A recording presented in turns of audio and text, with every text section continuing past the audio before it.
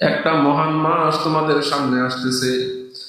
এই মাসটা কতটা মহান পয়গম্বর অন্য হাদিসের মধ্যে বলেন, ইযা কানাত আউয়ালু লাইলাতিন মিন রমাদান, যখন রমজানের প্রথম রাত্রি চলে আসে তখন রমজানের সম্মানার্থে, এই মহান মাসের সম্মানার্থে সুফিদাতিশ শায়াতিনু ওয়া মারদাতুল জিন্নি, পয়গম্বর বলেন সমস্ত শয়তানদেরকে আল্লাহ তাআলা শৃঙ্খলাবদ্ধ করে দেন, তালাবদ্ধ করে দেন।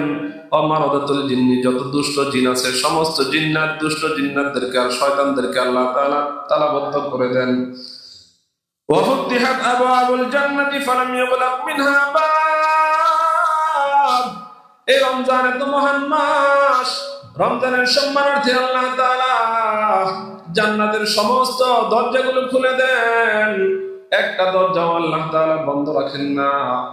أغلقت أبواب النار فلم يفتح منها باب, রমজানের সম্মানার্থে আল্লাহ তাআলা জাহান্নামের সমস্ত দরজাগুলো বন্ধ করে দেন, একটা দরজাও খোলা রাখেন না। সুবহানাল্লাহ।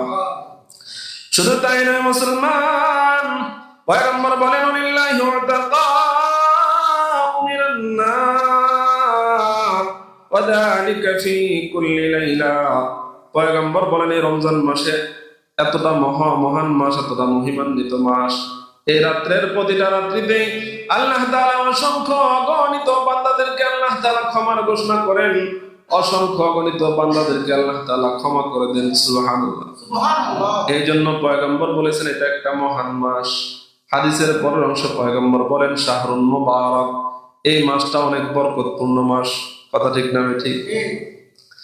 এই মাসটা কিভাবে বরকতপূর্ণ, পয়গম্বর অন্য হাদিসের মধ্যে বলেন কুল্লু আমালি বানি আদম ইউদাআফুল হাসানাতু বিআশরি আমসালিহা